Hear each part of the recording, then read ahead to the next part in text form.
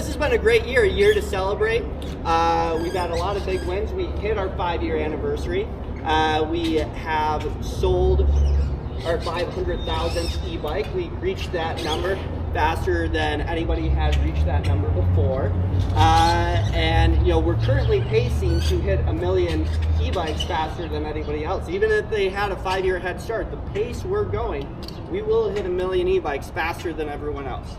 Lots to celebrate there. The team has continued to grow. We've been able to specialize our customer service department to provide better, faster service, 7-day-a-week support, continue to build out the product team and recruit there. And yeah, there's those things, and then there's also the stuff outside of the core business that I think you and I take a tremendous amount of pride in, and I hope you guys feel some pride and reason why we're able to do these things is Lectric's philanthropy efforts, right? We've done projects throughout the US and Africa. Our most recent project that came to a close was our project in Zambia. It was our most expensive project we've done so far, where it's a school / boarding school where there's 150 at-risk kids that now live. There's some that have survived child slavery, child sex trafficking, are now being housed and cared for there. But then there's an additional 350 kids that attend that school 5 days a week and get fed there and everything like that. That's a cool project. Project we just did, which we launched a little bit ago, was our partnership with Grand Canyon University, where we sponsored 12 Arizona foster children and paid for all their tuition and their room and board and their summer housing. That's one of the real challenges with those that are in the foster care system is, you may age out, you turn 18, you age out, but then there's these gaps that you still need to find solutions for. And we wanted to be that solution for some of these kids. So we had our first student who entered into that program graduate with a nursing degree, and that's something we're really proud of being a part of. And so there's been these great things that we've been so excited about. We've had the #1 selling e-bike in America now for 3 years now in the Lectric XP. We have the #1 selling electric trike, the #1 selling electric cargo bike, but there's still work to be done and still market share to be grabbed. What would have really been fun is if you guys were here on Wednesday. On Wednesday we have a really fun thing happening at the office, because we do like to celebrate the wins, where we have a banner coming down as #1 best-selling electric bike company for North America in 2023. And I like the idea of banners and championships. I'm a big sports fan. I like, unfortunately the Phoenix Suns continue to break my heart, but I love the idea of hanging up banners. And so we got that first one, and the banner's going to be dropped on Wednesday. Really cool. But, kind of got me a little bit addicted and talking to Rob. All right, let's order 2024. We got 2024's banner already locked up. Like, we already pressed order it. We know we're going to be #1 best-selling for this year as well. But, let's start thinking about, not just the end of this year, because we shouldn't stop applying pressure, but 2025 and beyond. We need to continue to apply pressure, where it hurts most, on the throat of the competition. We should continue to launch products that go right at them. And so that is what we're doing here today. We are going to continue to apply pressure just as we have. So let's bring out where are you? There it is. All right, so here is the XPEDITION 2.0. All right, it's got suspension. And then the XP 2.0. Oh, that's nice. Thank you. Wow. New frame. Yeah. Oh, wow.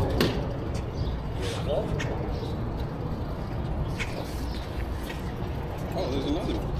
Are the tires getting bigger? What's going on? No, I think I'm Totally.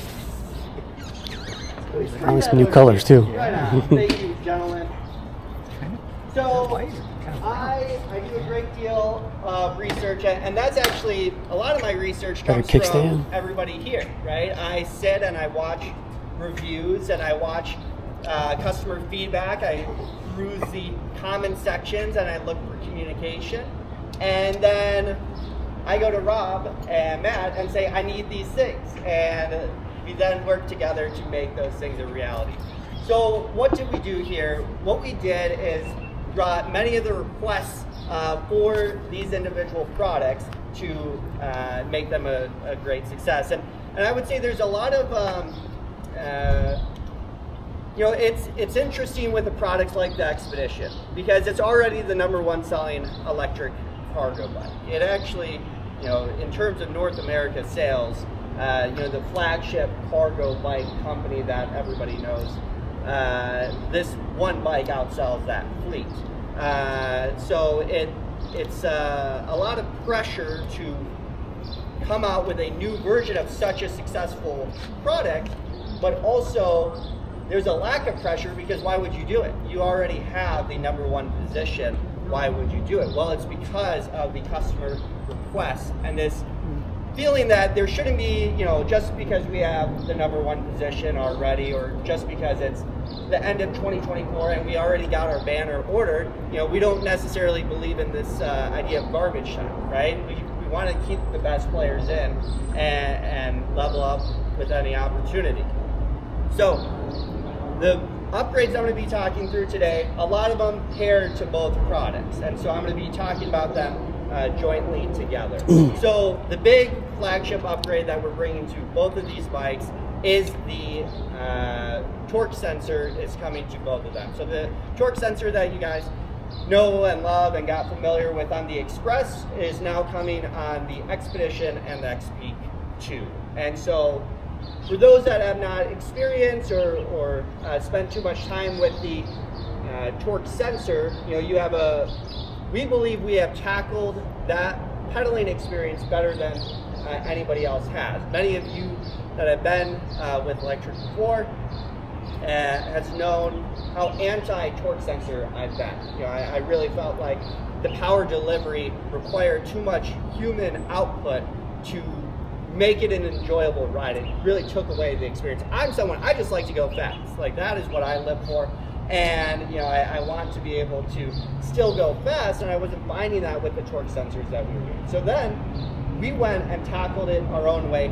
Matt, can you speak to kind of the riding profiles and the customization and how they can make it unique to achieve what I was looking for, originally, but also kind of hit the mark of what you or Rob would like? Sure. So with the Express, we started something that was totally different, like Levi had said, with the torque sensor.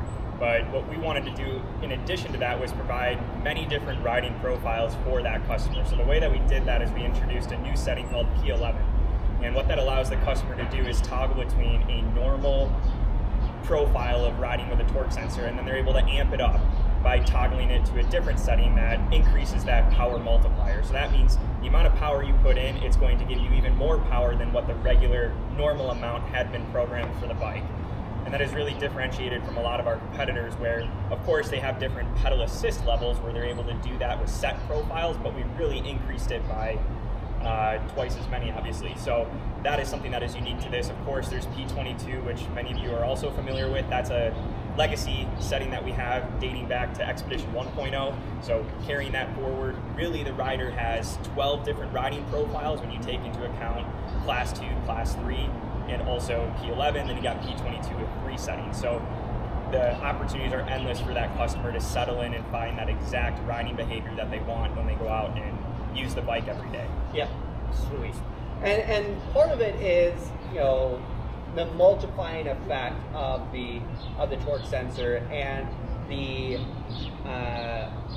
leveling up that you can do in those settings, where you can have your pedal stroke act simply as a multiplier of your pedaling output. So you can have it set to 6x. Is that right?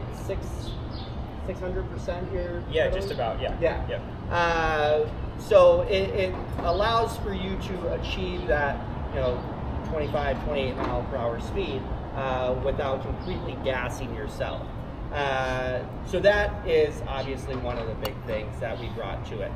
Both of them are now getting the color display from that first came out with the Lectric one. The overall cockpit we wanted to upgrade as well. We added the color display, we added the lock-on grips, still has the hydraulic brakes, but this being a city bike now has turn signals that are able to be activated and used up here. Then there is the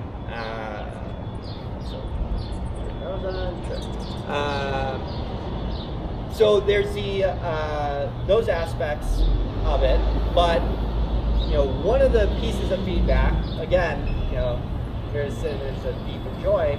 I watch those comparison videos and I study them, and it always irks me when something as simple as not being an 8-speed would get held against me, and then I'm like, all right, shoot, let's just get away with that reason.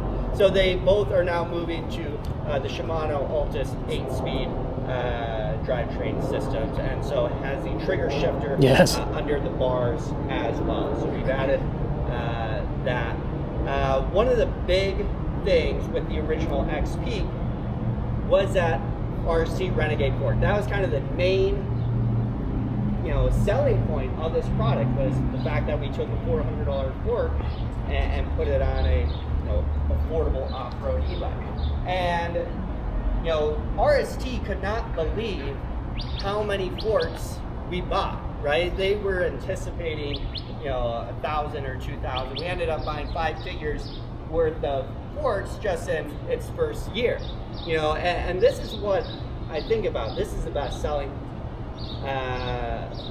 cargo bike. This is the second best selling off-road bike in the class. And those that were at the launch may remember that I said, if you're not first, you're last. And that is how I feel when I thought of this product. So we wanted to take all that was great about it, the RST Renegade fork, obviously, carry it over, but then give it those upgrades that others were craving. So that has the RC Renegade fork. Now, probably the largest request for the XPEDITION was a front suspension. It was, yes, definitely something people wanted, and whether it's through surveys, comment sections, what have you, they wanted this front fork. And so we decided to tackle this in-house for a couple of reasons. Matt has headed up front fork design for us before. He comes from front fork design over at Hayes. Matt, can you speak to what we have here on the XP versus what we have on the XPEDITION? So on the XP, you have a coil sprung on the left, and then you have a damper on the right. So it allows you to control how fast, or the compression, let's say, and the rebound of that fork. That's something that's more necessary when you're talking about off-road or this category of bike. You also have more suspension. So if you have more suspension travel, you want to have more control over that, especially when you're riding off-road, like I said. So to contrast that with the XPEDITION 2.0, much shorter travel, not an off-road bike, so it's not going to require the same amount of fine-tuning that a customer who rides off-road is going to need. This is purely a more passive suspension because it has 2 suspension coils in either fork leg that the customer or the rider, let's say, can adjust to tune the suspension rate or the compression rate of those springs, or the preload, let's say. So that is what is unique and stand out from our competitors, where they don't have that same approach. That's something that's very, very new for the cargo bike space and is becoming more and more popular, is the dual sprung design. So that is something that you guys will have to pay attention to and have to adjust the different preload to adjust that spring rate. And that's truly important because the bike is loaded totally differently than an off-road bike. The cargo bike itself can carry 450 pounds, can carry quite a bit up front, of course, more in the back. So you want to make sure that when you're riding over bumps or imperfections in the road, that you have something that feels stiff enough for that application. And so that's what you'll notice with the Ford. Yeah. Totally, like we were talking about earlier, we believe that this is where we're skating towards where the puck is going. We believe for cargo bikes, they're all going to be using this form. That's why you're starting to see RST come out with their new form of a dual spring front suspension. And so we see it going that way, and more will be adopting this format. And we have found that it has delivered by far the best performance of any option we were looking at. So that is one thing. Now talking about the motors, they're both using the 750 watt stealth motors, incredibly quiet. If you look, when you ride the XPEDITION in particular with this smaller wheel diameter, this is a 2.5, so down from the 3-inch. That was due to increasing the maneuverability, but an added bonus when doing that, and also you didn't need the 3-inch anymore since we had added that front suspension. But reducing the noise significantly was added benefit when we made that change over. But so they're both using the Stealth M24 motor platform, 750 watts. And for us, when we say 750 watts, we mean it's 750 watts. They're both rocking 24 amp controllers. Mathematically, for your guys' awareness and education, when you look at our bikes and hold us accountable, but also our competition, really it's not possible to be rocking a 750 watt motor without using a 24 amp controller. That's kind of like, that's the requirement. So if someone's doing an 18 amp controller and saying it's a 750 watt, that is not true. If they're doing a 20 amp, it is not true.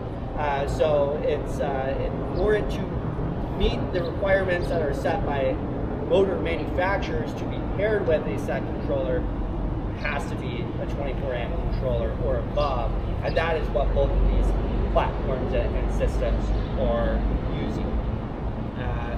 Continuing forward, the cockpit, though, again, we upgraded the grips as well, the shifter, everything like that. Let's talk batteries.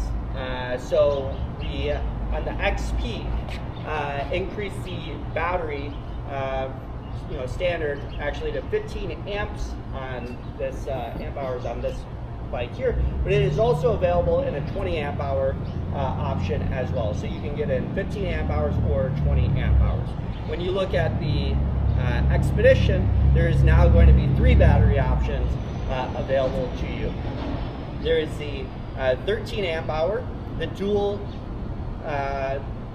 battery, which is 26 amp hours, and then we're still trying to figure out the name for the mega jumbo pack. I don't know what we're going to call it, but those are dual 17.5, so that's 35 amp hours for that. And I don't know where Alex is. Alex is in the back. He's been a range tester, and we've thrown him on this. And actually something that's really cool about the PWR system is the amperage governance and the efficiency that you get when you use that appropriately. So we've thrown Alex on this, and he can actually reach about 18-19 miles per hour throttle only on pedal assist 1. So one of the things you can do in the PWR system is pair the throttle with a certain amperage max, and he can reach that speed. Well, with the speed of 35 amp hour battery, he can go throttle only 150 miles, no pedaling.